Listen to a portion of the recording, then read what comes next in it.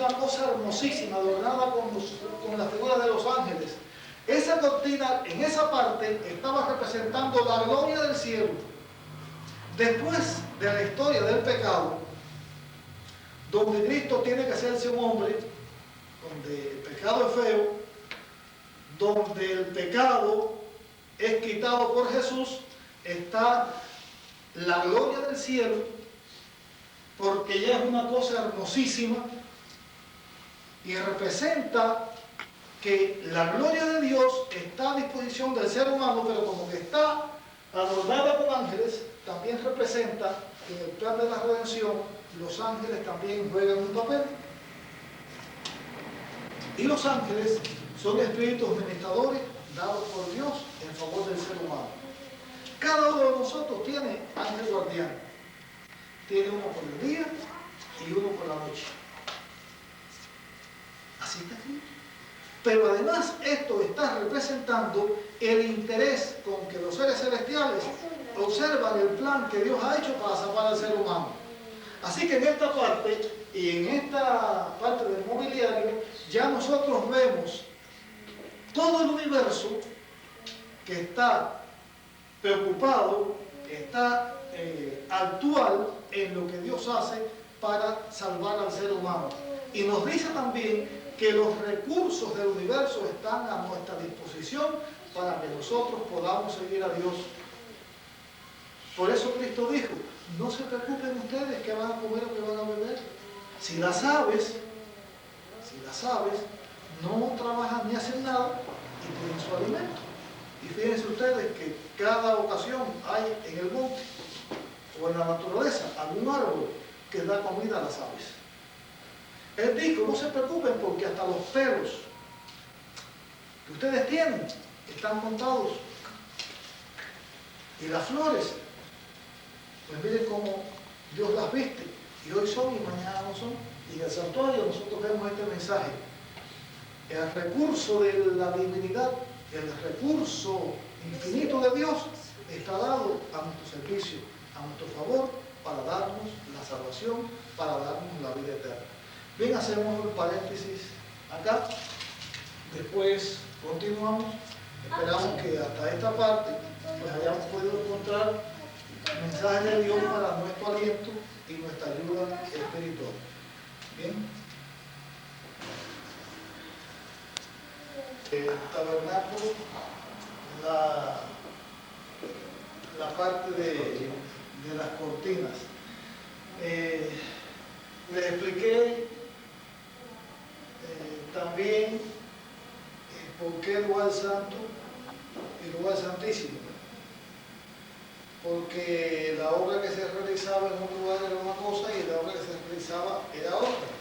El lugar santo correspondía a la obra que se hacía todos los días y el lugar santísimo correspondía a la obra que se hacía una vez al año. Dentro de la parte del lugar santísimo estaba este mueble, el arca solamente. El arca tenía los dos ángeles, los dos querubines que la cubrían. Y dentro del arca había tres cosas que se fueron poniendo poco a poco. No se pusieron todas de una sola vez, sino que se iban poniendo poco a poco. Estaba dentro del arca la ley de Dios. La ley de Dios que estaba colocada allí fueron las dos tablas de piedra que Moisés llevó a Dios por segunda vez, porque las primeras, ustedes recuerdan que fueron las que Dios preparó, pero por el pecado del becerro de oro de los israelitas, Moisés las rompió, simbolizando que el pacto aquel se había terminado, y después se prepararon dos tablas de piedra. Dios escribió en ellas los mandamientos y esas tablas de piedra estaban dentro del arca. Tiempo después se puso también dentro del arca el maná, una vasija con el maná que el pueblo de Israel estuvo comiendo durante 20 años, 40 años, y después se puso la vara de almendra de Aarón que floreció. Cada cosa de esa tiene una explicación que le vamos a dar.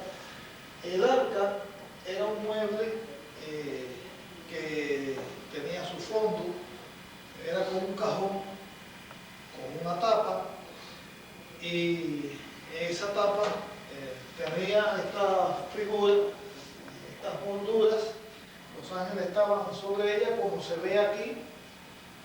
Este lugar allá arriba se llamaba la Shekinah, la Santa Shekinah, y en ella se manifestaba la voluntad de Dios cuando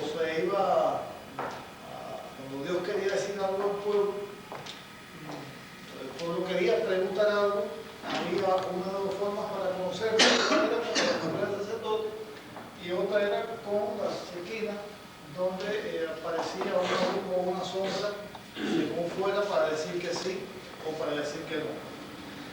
Yendo al mueble, al arca, y a lo que este mueble representaba, este era el lugar más sagrado.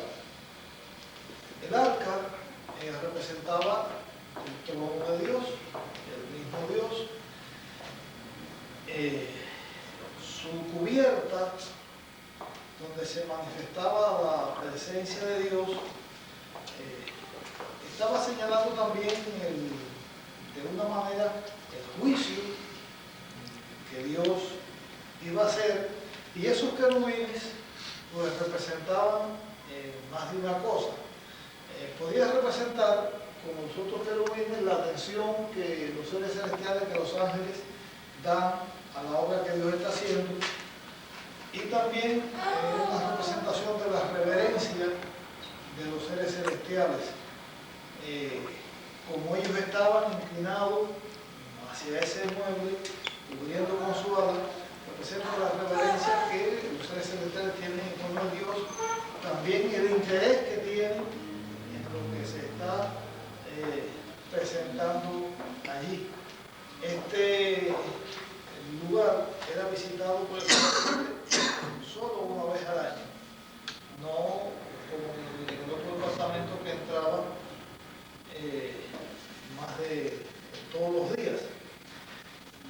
Con respecto a las cosas que había dentro, la ley, el maná y el arca, tiene también su enseñanza. La ley de Dios es el centro del trono de Dios, porque la ley de Dios es la descripción de lo que es Dios, la descripción del carácter de Dios. Como decía, según la representación que había en la fuente de los espejos, que representaba en ese sentido la ley de Dios como el espejo, es un espejo donde el ser humano puede ver si está viviendo de acuerdo o no con lo que Dios dice, porque en ella podemos ver la falta que tengamos, pero señalando eso a lo que Dios hace, nos representa el carácter de Dios, que es amor. La ley de Dios no es algo que Dios impone para que sus criaturas tengan que cumplir porque sea un capricho de Dios, sino que es la representación del carácter de Dios.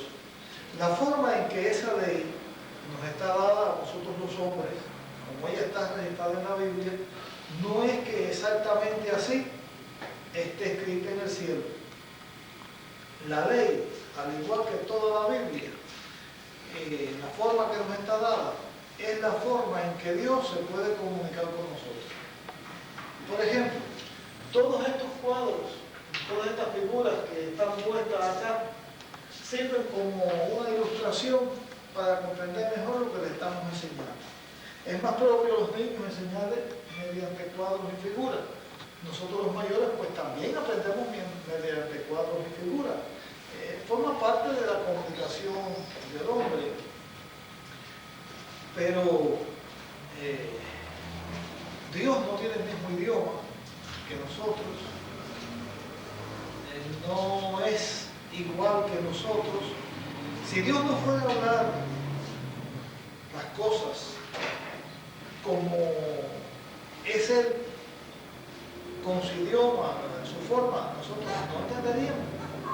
Porque inclusive nosotros en la tierra, para entendernos unos a otros, aunque hablemos el mismo idioma, necesitamos relacionarnos y saber cómo son nuestros conceptos, porque nuestros conceptos no son iguales en todas partes. Lo que me estoy refiriendo para explicar es que la ley lo que hace es presentarnos a nosotros los principios con los cuales se gobierna el universo, con los cuales Dios quiere que se le adore a Él, los cuales representan al verdadero Dios. Esos principios se pueden buscar yendo a la ley, a los 10 mandamientos que están en Génesis, capítulo 20. Ahí se escribe la ley y yo les voy a enseñar en la lectura lo que les estaba diciendo, que es una forma en que nosotros podemos entender los principios que Dios ha dejado señalados. No que de esa misma manera esté escrita la ley en el cielo. Por ejemplo, no tendrás dioses ajenos delante de mí. Este mandamiento nos enseña que no debe haber ninguna cosa que se interponga en nuestra relación entre nosotros y Dios. Está señalando que nuestra atención, nuestra adoración, nuestra relación suprema debe ser entre nosotros y Dios. Está hablando que lo primero para nosotros es Dios, y eso es lo que Dios quiere que sea en todo el universo, que Él sea lo primero. Dios ajeno no tiene que ser un Dios como adoraban las personas que adoraban al sol. Un Dios ajeno puede ser cualquier cosa, que nosotros tenemos un valor más grande que Dios. Por ejemplo, hay personas para quien el dinero es su Dios principal. Otras personas hacen de sus apetitos sexuales su Dios principal. ¿Cuántas personas hay? ¿Cuántos hombres hay que por ser mujeriegos no buscan las cosas de Dios? Porque ellos tienen eso por delante. Hay personas que para ellos su reputación o la sociedad en que se desenvuelven, su cultura, para algunos hasta sus propios pensamientos llegan a ser un Dios extraño.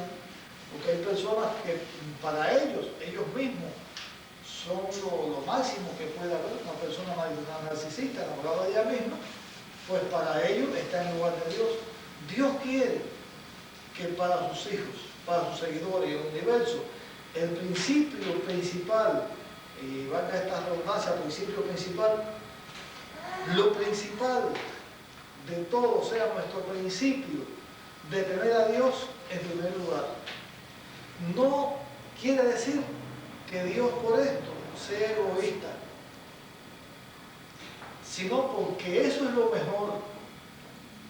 Lo mejor que pueda haber en el universo, y para nosotros los seres humanos también, es dejar que Dios sea lo primero en nuestra vida.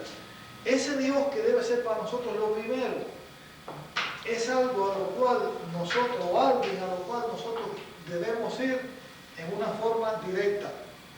Por eso el otro mandamiento dice: no te harás imagen ni ninguna semejanza de cosas que esté arriba en el cielo, ni abajo en la tierra, ni en las aguas debajo de la tierra. Y este mandamiento en el cielo no podría decir lo mismo, porque está embarcado a nuestro territorio, donde se señala el cielo como arriba, el mar acá y la tierra acá y el mar como más abajo, o como cosas más abajo de la tierra. Otras cosas que no puede ser allá es: no te inclinarás a ella ni la honrarás, porque yo soy Jehová tu Dios fuerte, celoso, que visito la maldad de los padres sobre los hijos, a la tercera y cuarta generación, y hago misericordia a millares a los que me aman y guardan mis mandamientos. Este principio lo que está enseñando es la adoración a Dios en una forma directa y no a través de ninguna imagen. Digamos, los católicos, que son los que han establecido la adoración de imágenes, ellos a ellos mismos no se llaman idólatras, porque ellos dicen que ellos no están adorando a las imágenes, que ellos lo que hacen es adorar a Dios a través de las imágenes. O sea, que cuando están adorando a esta imagen, no están adorando a la imagen en sí, sino a Dios que está detrás de la imagen. Pero este mandamiento eso es lo que prohíbe. En la ley de Dios y en el santuario se enseña que la adoración debe ser directamente entre nosotros y Dios. Sí, el pecado nos separó de Dios, pero Cristo vino a la tierra y Él es nuestro mediador. Él es nuestro intercesor, a través del cual nosotros vamos a Dios, pero Cristo el intercesor también es Dios. Así que nos enseña esto. El tercer mandamiento que enseña no tomar el nombre de Dios en vano, ese principio lo que dice es que Dios es sagrado y que su nombre no debe ser repetido indebidamente por ninguna persona. Inclusive hasta en la oración, hasta en nuestra predicación, hasta en nuestra enseñanza a otra persona de las cosas de Dios, no sean las cosas de Dios a otra persona.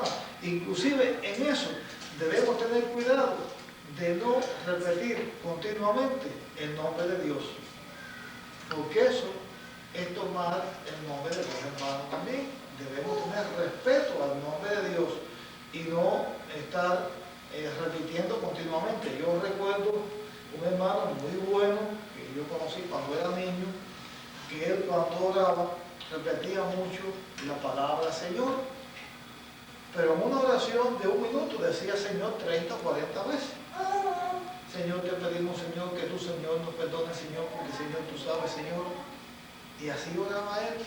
Debemos tener cuidado. El mandamiento nos llama la atención a esto y también nos enseña que tomar el nombre de Dios en vano es hacerse pasar por un hijo de Dios cuando no lo es. Cuando uno entra a la iglesia y está diciendo yo soy de Dios, yo me entrego a Dios, pero uno no es un hijo de Dios verdadero, está tomando el nombre de Dios en vano. Es como decir que ahora una persona viene y se bautiza en la iglesia y dice yo soy adventista, pero vive una vida que no está de acuerdo a lo que Dios dice, está tomando el nombre de Dios en vano. El mandamiento del sábado está hablando de la adoración al Creador y los otros mandamientos: honra al padre y a la madre, no robes, no cometas adulterio, no mates, no codicies. Esos mandamientos lo que nos están enseñando es el respeto a la vida, el respeto a los superiores, al padre, a la madre, es el respeto a la propiedad ajena, sentirnos bien con lo que Dios nos ha dado.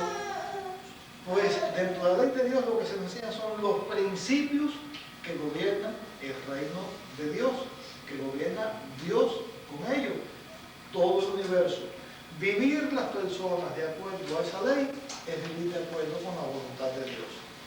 Y ya que estoy hablando de la ley, les quiero decir algo.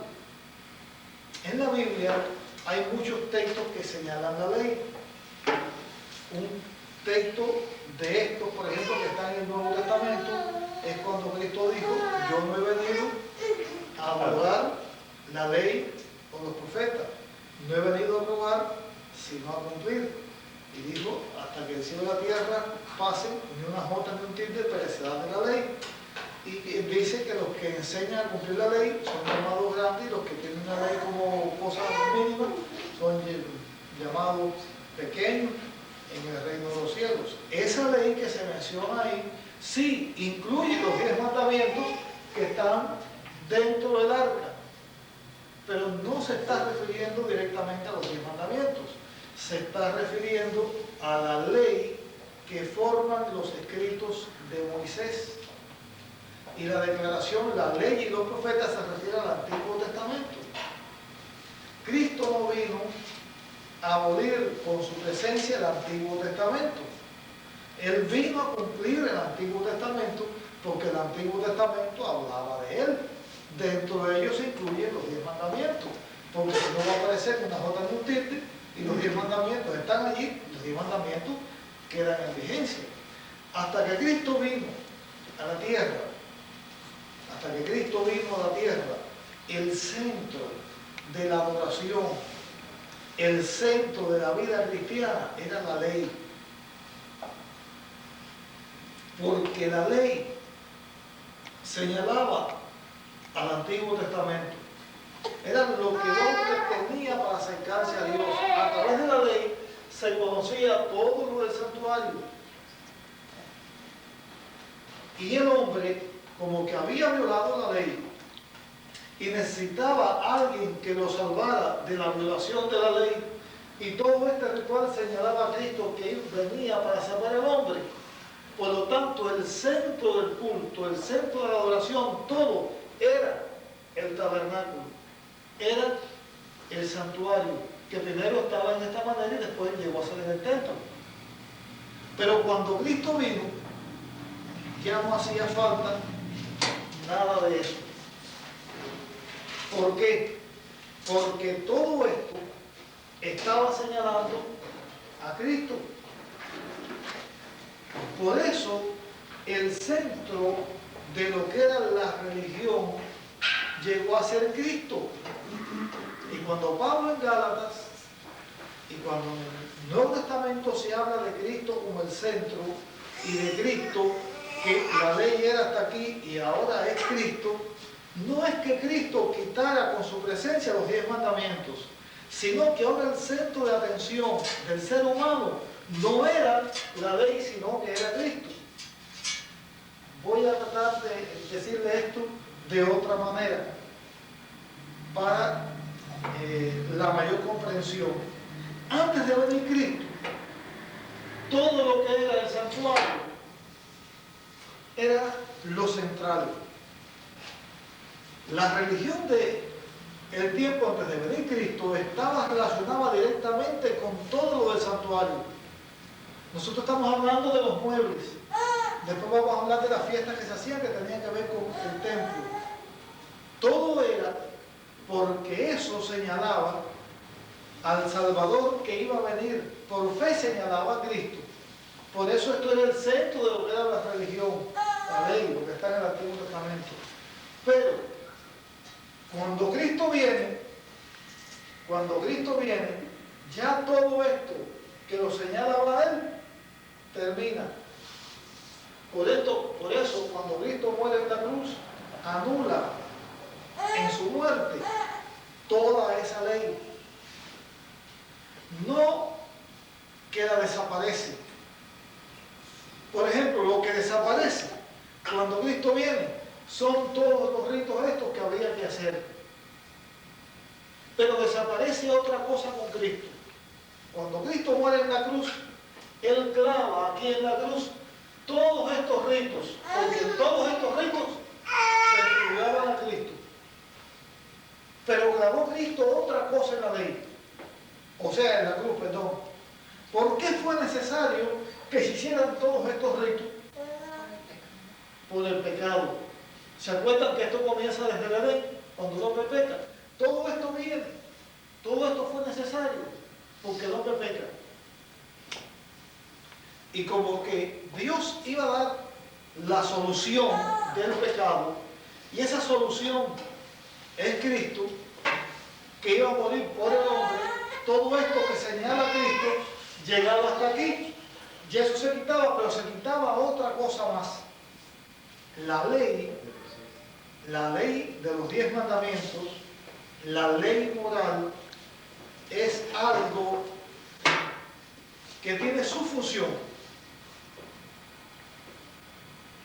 Y es para lo que sirve. La ley sirve primero para revelar el carácter de Dios, decir cómo es Dios, señalar los principios por los cuales se gobierna el universo, el principio que deben tener todos los adoradores de Dios. Segundo, la ley sirve para señalar cuando una persona está obedeciendo a Dios y cuando no la obedece. Quiere decir, para señalar el pecado. Cuando la ley dice, honra a tu padre y a tu madre, pero yo no honro a mi padre y a mi madre, la ley dice, estás pecando porque no honras al padre y a la madre. O sea, la ley señala qué cosa es lo malo. Lo que señala que es lo malo no es malo en sí. Señala qué cosa es lo malo. En este caso, el ejemplo que yo utilicé, lo malo es deshonrar al padre y a la madre. Pero no la ley que dice, no deshonres al padre y a la madre. En este sentido, la ley dice, nos enseña qué cosa es el pecado. Si no hubiera ley, no hubiera pecado. Por ejemplo, si el hermano Vaca entra a este lugar aquí, que no es de su propiedad, y se lleva todo lo que hay y lo vende por ahí, es un delito porque hay una ley que dice que no se puede robar. Pero si no hubiera una ley que dijera que robar es malo, ¿podría condenar al hermano Vaca porque se llevara todo lo que había aquí? No. ¿Por qué? Porque no hay ley. Entonces, el pecado es señalado por la ley. La ley sirve entonces para señalar el pecado. Y donde quiera que haya una cosa mala, la ley lo señala. Además, la ley señala al hombre que peca que está pecando. La ley tiene otra función más. La otra función que tiene la ley es llevar al pecador a Cristo. ¿Por qué? Porque la ley no puede salvar a nadie. Ninguna persona por guardar la ley se puede salvar. Porque cuando la persona peca, ya violó la ley. Si de ahí en adelante fue fiel completamente, ok, pero ya la había violado. O sea, la ley nos enseña la mancha que tenemos, nos enseña el pecado que tenemos. Es como el espejo que uno mira, se ve la mancha aquí. Usted tiene una mancha aquí. Usted se mira en el espejo, ve la mancha. ¿Y qué mensaje le transmite a usted cuando se ve la mancha en la cara en el espejo? El espejo enseguida nos dice, ve a buscar agua y jabón y lávate. O sea, el espejo no nos quita la mancha, pero nos dice dónde o que nosotros necesitamos quien nos quite la mancha. Por eso la Biblia dice que la ley es un ayo que nos lleva a Cristo. Es alguien que nos lleva a Cristo porque nos dice, bueno, tienes una mancha, tienes un pecado que te puede quitar ese pecado, es Cristo. Como que el ser humano violó la ley y está condenado a la muerte, la solución del ser humano es Cristo. ¿Por qué es Cristo?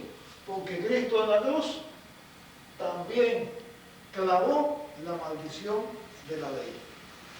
Por la maldición de la ley es que nosotros estamos condenados a muerte. Por eso tenemos que morir. Pero cuando uno acepta a Cristo, ya uno está libre. Es la acción de aceptar a Cristo. Aunque es así, el acto de Cristo haber muerto en la cruz hace que todos los hombres sean declarados judicialmente justos y limpios. Y aquí les voy a explicar algo. Cuando Adán peca, todos los hombres por causa de Adán somos pecadores. El pecado entró al mundo por un hombre que fue Adán. La muerte entró por causa del pecado y como todos pecamos, todos morimos. Por el pecado que Adán cometió, todo ser humano tiene que morir. Por eso es que todos morimos. Pero por Cristo, que nos dio la vida y declaró limpio a todos los seres humanos tienen vida. Por eso es que todos los seres humanos van a resucitar. Con las excepciones que hay, que están escritas, por eso es que todos los seres humanos van a resucitar. ¿Por qué? Porque en Cristo tenemos la vida. Como que en Cristo tenemos la vida, ya si yo me muero por Adán, pero vuelvo a vivir por Cristo. Y como que nuestro destino final lo determinamos nosotros, si aceptamos a Cristo o lo rechazamos, dice la Biblia que el que tiene al Hijo tiene la vida, y el que no tiene al Hijo no tiene la vida. Entonces, si nosotros aceptamos a Cristo, resucitamos y no volvemos a morir. Ya resucitamos para la vida eterna con los justos. Si no tenemos a Cristo, resucitamos para recibir nuestra condenación y para morir, porque nosotros vamos a morir ya no por el pecado que Adán cometió, sino por el nosotros de no tener a Cristo. Pero en la cruz, Cristo muere y limpia a todos los hombres. Todo esto está relacionado con la ley y otras cosas más que no vamos a mencionar aquí. Vamos a referirnos ahora a lo que nos enseña las otras cosas que están dentro del santuario, dentro del arca.